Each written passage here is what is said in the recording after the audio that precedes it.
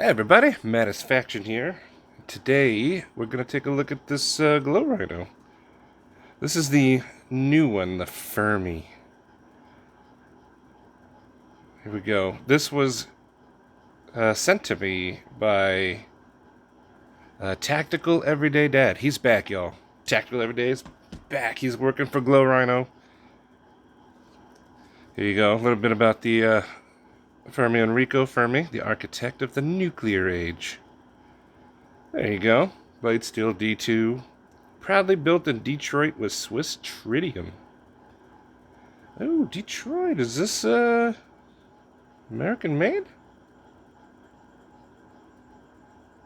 This is just kind of a first look at it, but is this US made? What? Other than the Tritium. It doesn't say. You'd think if it was American made, it'd be written all over the box. It says it was built in Detroit. So I don't know if that means parts were sourced elsewhere, but hey, if this is an American knife, that'd be sweet. Anyway, here you go. So what we got here is a little-ish knife.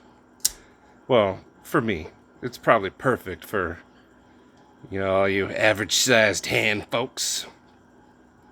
We got G10 right here. It's actually quite nice. Let's see, what does this say? H3D2. Bunch of little numbers. I don't know what those mean.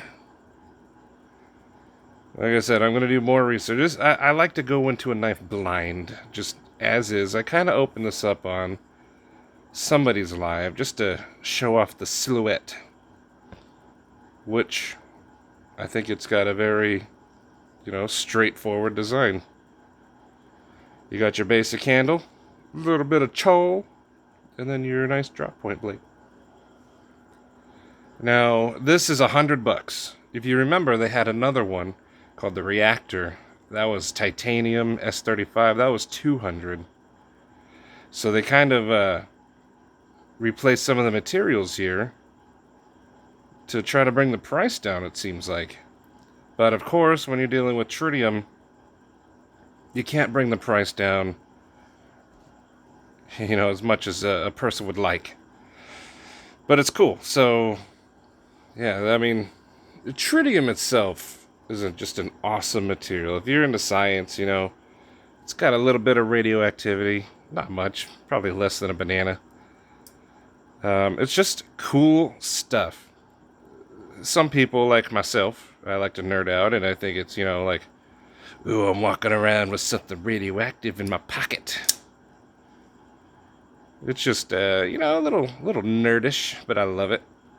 So the thumb stud, you get it on just one side, but it comes in different colors. This one is green, but there's also orange and purple, blue, I think white, and another kind of green? I'm not sure.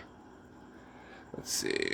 That's sorry. Yeah, you can kind of see. I love tritium. I've had this Glow Rhino, this one, forever. As you can tell, it's the exact same piece. But it's just neat.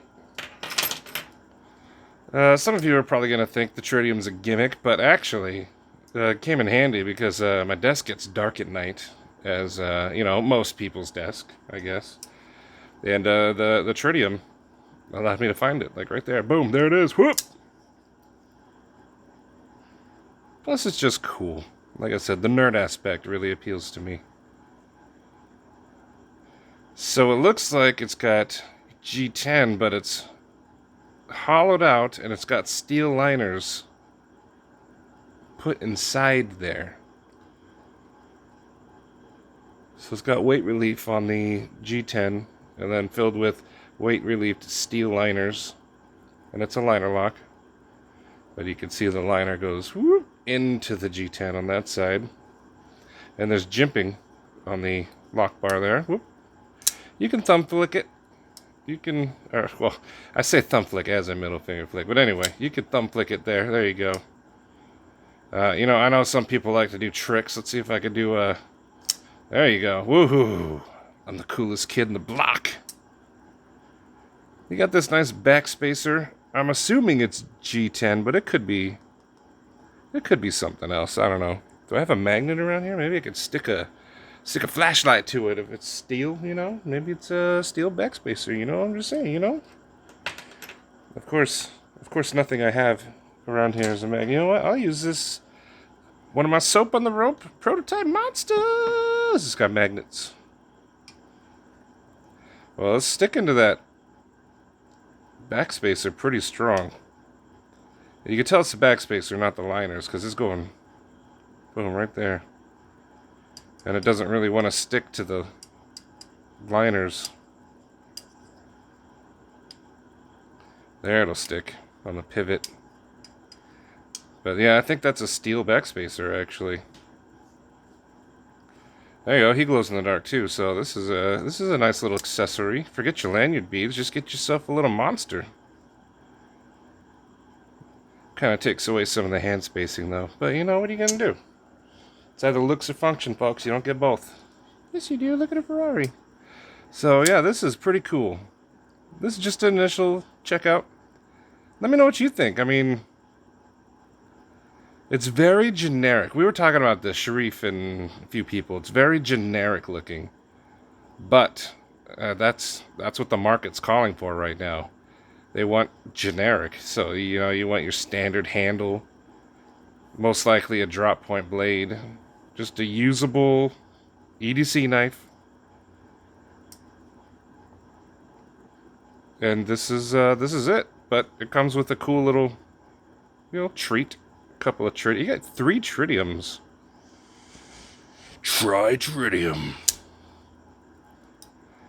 So it's pretty neat.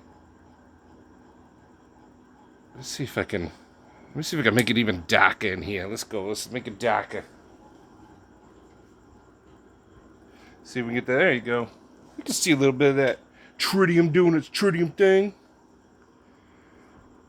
It is pretty cool. Watch the thumb stud there. Boom. Yeah, that's pretty cool. So far, if I had to put some negatives on this bad boy, for me, it's just a little too small, but that's not the knife's fault. That's my fault. I chose to eat my broccoli when I was growing up. I don't have any faults yet. I'm gonna really have to study this thing. The pocket clip seems good. You know, it's a traditional, regular old spoon shape, but they inset the screws. I love when they do that. I hate when you get those little mushroom heads out there. The action's great. I mean, it falls. It's sharp. Some of you are not gonna like the D2, but I mean, I live in Arizona. Ain't gonna rust on me. It's gonna hold an edge well, and it's gonna do what I need it to do. I'm not a steel snob, and it's okay if you are. You know, we all have our own things. It's got jimping on top here. So let's see.